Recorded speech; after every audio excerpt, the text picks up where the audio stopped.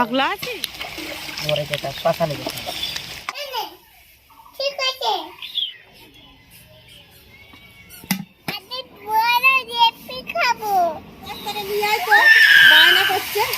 চুপ করো চুপ করো।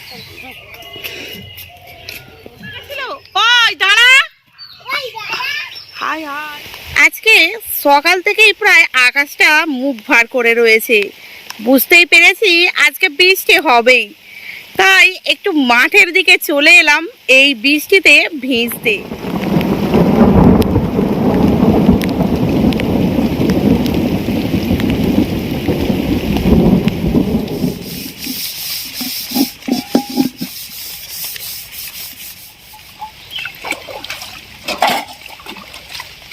বর্ষার দিনে আমাদের খুব কষ্ট, কি মা?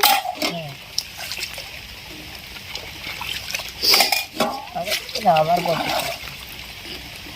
এবার তো বড্ডই কষ্ট। আমরা গ্রামে বাস করি, আর গ্রাম হচ্ছে মাটিতে ভরা সব রাস্তা। দাদা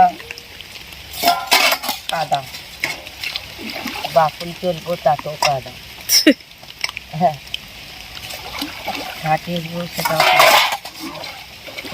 আমাদের কাদায় বলে সেই এও মাটিতেও মাটিতেই যায়, মাটি মেখে মেখেই আমার ঘরে মরে যেতাম, শ্মশানে যেতাম। আচ্ছা মা, এই পুকুরের জলে ধুয়ে তারপর কলের জলে ওয়াশ করো তো? হ্যাঁ, পুকুরের জল দিয়ে ধুলে মানে নোংরা তো সব ধুয়ে পুকুরে নাবে, ওই জন্য কলের জলে পুকুর জল থেকে ধুয়ে নিয়ে গিয়ে আবার কলের জলে ওয়াশ করে দিই। ঠিক আছে, চলেছো। খুব জোরে বৃষ্টি পড়ছে, এই যে ভিজে যাচ্ছে তো, চলেছো। চলো। ঠিক আছে, আমি কথা বলবো না।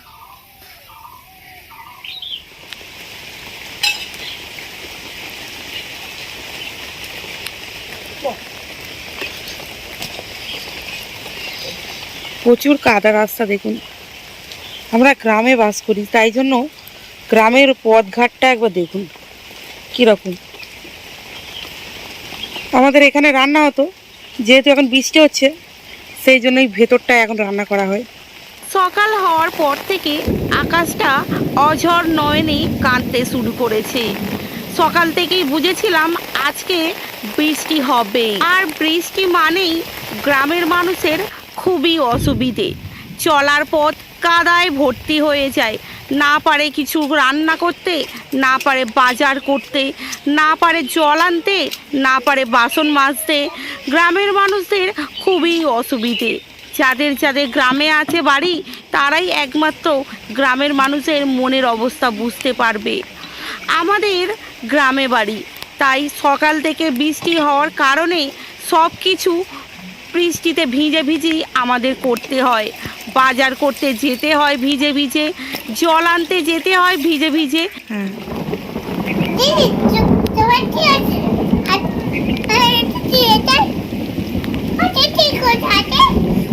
আমি বাদু দেখছি, তুই এটা ঠিক করছো, কি হয়েছে? এটা কি? এটা ফুল, এটা কি পাইছে? পুরোটা দিন আমাদের ভিজে ভিজেই সব কিছু করতে হয়, সারাটা দিন এভাবেই কেটে যায়। তাই মা হঠাৎ ধিক্কার হয়ে বলল, এই মাটির দেহ মাটিতেই চলে যাবে, কাদা মেখে মেখে আমাদেরকে শ্মশানে চলে যেতে হবে। খুবই দুঃখে আর কষ্ট পেয়ে মায়ের মুখে এই কথাটা শুনতে পেলাম, আর আমার মনটা তখন খুবই খারাপ হয়ে গেল যে সত্যিই তো মা এইভাবেই সারাটা জীবন কাটিয়ে এসেছে এবং কাটিয়েও যাচ্ছে। মাকে একটু হেল্প করার জন্য আমিও চলে গেলাম কলের ধারে, আর সেখানে অনেকগুলো বোতল এবং বালতি ভরলাম। মা সারাদিন অনেক কষ্ট করে আমাদের জন্য, আর আমরা কি এটুকু করতে পারি না? সেই জন্য আমিও মায়ের হাতে হাতে একটু করে হেল্প করে দিলাম। এই বর্ষা বাদলের দিনে রাস্তাঘাট প্রচণ্ড খারাপ হয়ে যায়, একটু যদি পা স্লিপ করে তাহলে পড়ে গেলে হাত পা ভেঙে যেতে পারে। আর সারাটা দিন জল ঘাটার কারণে হাতে পায়ে ঘা হয়ে যায়, মানে এক ধরনের হাজা। অনেকেই ভাববেন যে ছাতা কেন নাও না, ছাতা নিয়ে সব ধরনের কাজ তো করা যায়। কিন্তু বন্ধুরা, আমি আপনাদেরকে একটা কথা বলে রাখি, ছাতা নিয়ে কি সব ধরনের কাজ করা যায়? ছাতাকে সামলাবো না পাম্প করে জল ভর্তি করব? ছাতাকে সামলাবো না বাজার করে আনবো? পায়ে জুতো দেবো নাকি ওই জুতোর কারণে স্লিপ করে পড়ে যাব? কোনটা করব? তাই মাথায় ছাতাও রাখি না আর পায়ে জুতোও রাখি না, কারণ এই দুটোকে নিয়ে এই গ্রামের মধ্যে চলা খুবই অসম্ভব ব্যাপার। এই বর্ষা বাদলের দিনে স্নেহা আর কোয়েল দুজনে বায়না করলো মুরগির মাংস খাওয়া, কিন্তু এত বর্ষা বাদলের দিনে কিভাবে কিনতে যাবে আমার বাবা মুরগির মাংস, আর কিভাবেই রান্না করবে আমার মা? তাই ওদের দুজনকে বুঝিয়ে বললাম যে কটা দিন যাক, গেলে তোদেরকে মাংস রান্না করে খাওয়াবো। বর্ষা বাদলের দিনে অধিকাংশ দিন আমাদের ভাত রান্নাই করতে পারে না, কারণ রান্নাঘরটা পুরো অতিরিক্ত ভিজে যায় বৃষ্টি। তাই 2 থেকে 3 দিন পর ঝলমলে রোদ উঠলো আর পথঘাট আস্তে আস্তে শুকনো হতে লাগলো। তারপর সকাল থেকে মানুষের আনাগোনা শুরু হলো, আর আমার বাবাও সকাল সকাল শুরু করে দিল কাঠ কাটতে, কারণ আমাদের উনানে রান্না হয়। উনানে জ্বালানি হিসাবে ব্যবহার করার জন্য এই কাঠ খুবই প্রয়োজনীয়।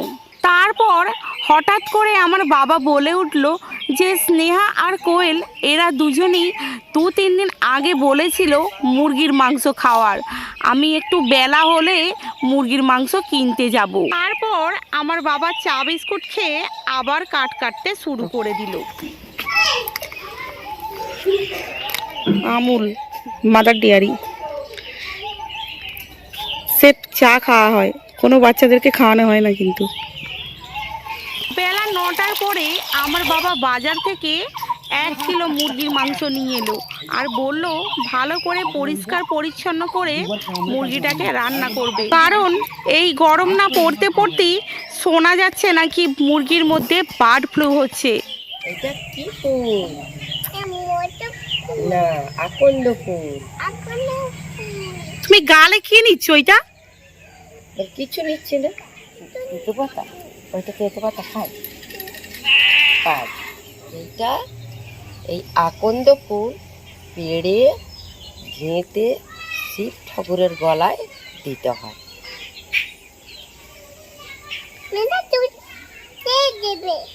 তুমি কাকে দেবে এটা? শিব ঠাকুরের গলায় দেবে। আমি? হ্যাঁ, ভালো লাগবে না? না। হ্যাঁ, ভালো লাগবে। হ্যাঁ। আমার বাবা বাজার থেকে মুরগির মাংসর সাথে 2টো লেগ পিসও এনেছিল, তাই স্নেহা আর কোয়েল দেখে অত্যন্ত খুশি হলো। ও কোয়েল, তুমি আজ কি খাবে? আজকে বড় রেপি খাবো। কত বড়? এত বড়। অত বড় লেগ পিস খাবে? আর কে খাবে? আর মামা খাবে আর দিদি খাবে। মামা খাবে, দিদি খাবে?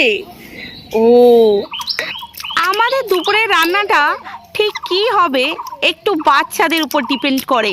ওরা যেটা বলে দেয় রান্না করতে, সেটাই আমাদের দুপুরবেলা রান্না হয়।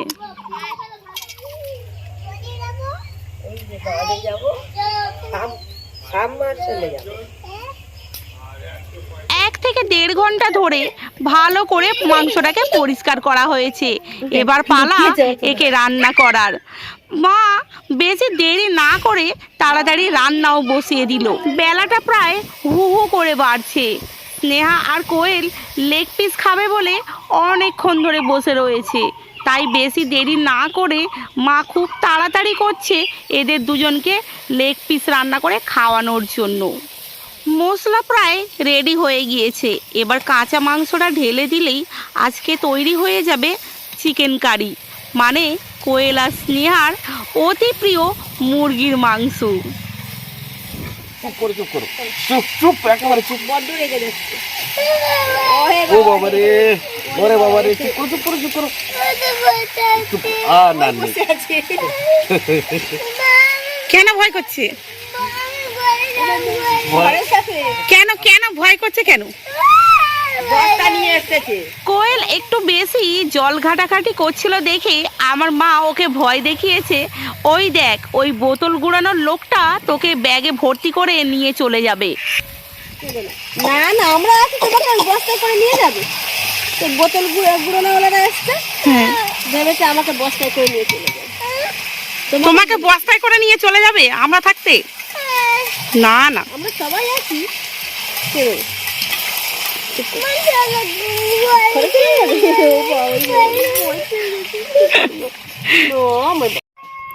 গাছে কাঁঠাল অনেকগুলোই হয়েছে, কিন্তু এইটা সব থেকে হাতের সামনে বলে কোয়েল খালি হাত ধরে, এই কোয়েল খালি এই কাঁঠালটা ধরে টানবে।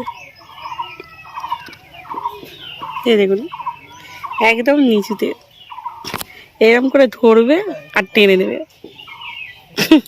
রান্না হতে দেরি হচ্ছে বলে ওর মামাকে কোয়েল ধরে মারছে, বলছে আর কত দেরি হবে রান্না হতে। ঠিক সেই সময় স্নেহা বলে উঠলো, ওই দেখ কোয়েল, তোর পিছনে পাগলা, ওই পাগলা তোকে ব্যাগে করে ভরে নিয়ে চলে যাবে। আর ঠিক তখনই কোয়েল অঝড় নয়নে কাঁদতে লাগলো। তোমার কেন ভয় লাগছে? পাগলা আছে কই? ওইদিকে কি হয়েছে? পাগলা আছে তো, তুমি তো সেই দোকানে যাও, সেখানেও তো পাগলা দেখো। কই এত কাঁদুনি, তাহলে এখন কাঁদছো কেন?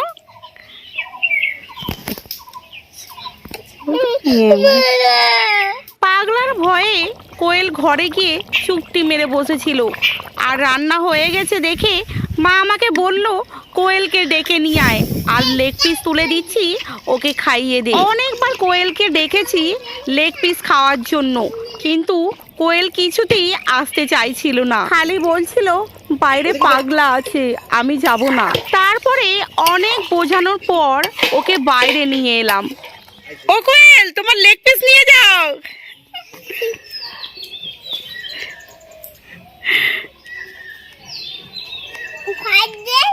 ভাত দিয়ে খাবে? আচ্ছা তুমি চেয়ারটায় বসো।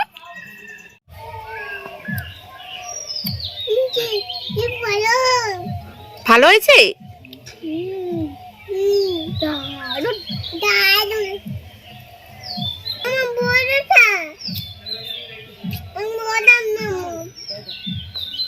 তোমারটা বড়, তুমি খাও। ওইটা ছোট, তোমারটা বড়, খাও। হ্যাঁ ঠিক আছে।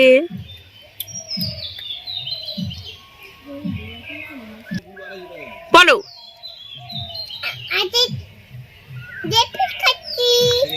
কই তোমার হাতে তো লেগ পিস দেখতে পাচ্ছি না, কই দেখাও। ও বাবা, তাই? খাও।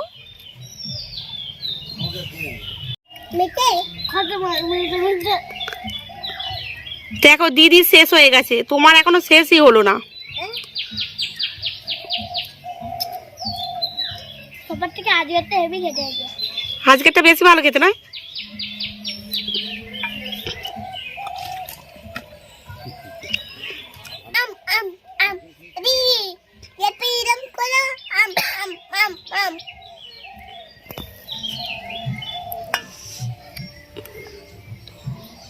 খাও খাও,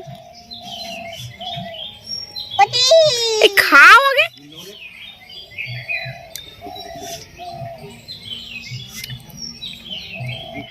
স্নেহা আর কোয়েলকে খাওয়ানোর পর আমরা পরিবারের সবাই মিলে একসাথে খেতে বসলাম।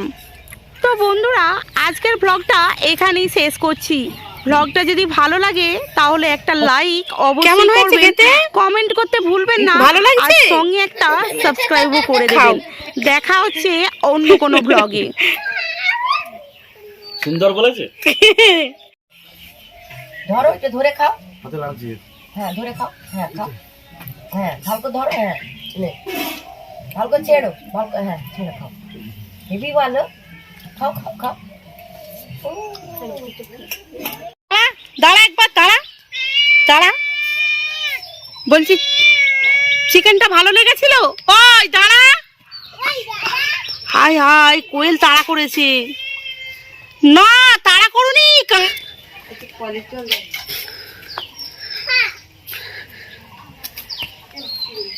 আর তাড়া করুনি, পালিয়ে এসো। ওই দেখো না, খালি মারছে। আর নেই, চলে গেছে, পালিয়ে এসো, পালিয়ে এসো। আর নেই, পালিয়ে এসো।